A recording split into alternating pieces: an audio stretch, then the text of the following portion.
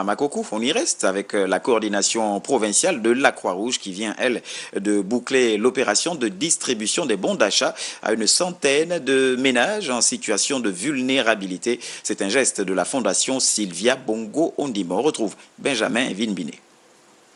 2 bons d'achat d'une valeur globale de 50 000 francs CFA à 100 ménages en situation de vulnérabilité en cette période de crise sanitaire mondiale. Les bénéficiaires ont tous reçu via la Croix-Rouge locale le don de la première dame non sans difficulté. Naturellement, tout le monde dans la commune de Makoko ne pouvait pas avoir. Nous avons fait du mieux que nous pouvions pour satisfaire essentiellement ces personnes en situation d'extrême précarité. Et nous avons tenu à élargir ce don à 15 personnes vivant avec le VIH-Sida et 10 personnes vivant avec la tuberculose. C'est des gens qui suivent un traitement en vie, qui ont besoin d'alimentation conséquente et qui très souvent font l'objet de stigmatisation dans leur famille. Ces bénéficiaires ont naturellement salué la promptitude de cette action de la première dame du Gabon en cette période de lourde incertitude. Je remercie la fondation Sylvia Bongo pour ce don qu'ils m'ont remis aujourd'hui pour l'approvisionnement pour alimenter mes enfants.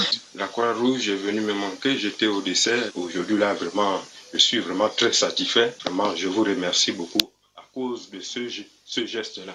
Au-delà de la pédagogie dont a fait preuve le coordonnateur provincial de la Croix-Rouge, il eût fallu d'autres stratégies pour atteindre les bénéficiaires. Dans certains quartiers, nos volontaires ont dû à un moment donné se mettre en civil pour atteindre les ménages identifiés parce que la pression était quand même assez forte. Nous avons reçu au siège de la Croix-Rouge des groupes importants de femmes venues chercher à savoir pourquoi pas elles, pourquoi les autres. Le besoin est tellement fort que très souvent les gens n'ont pas voulu entendre raison. Dans tous les cas, on aura compris la confusion et l'impatience des populations locales à voir arriver à elles les mesures sociales annoncées par les plus hautes autorités de la République.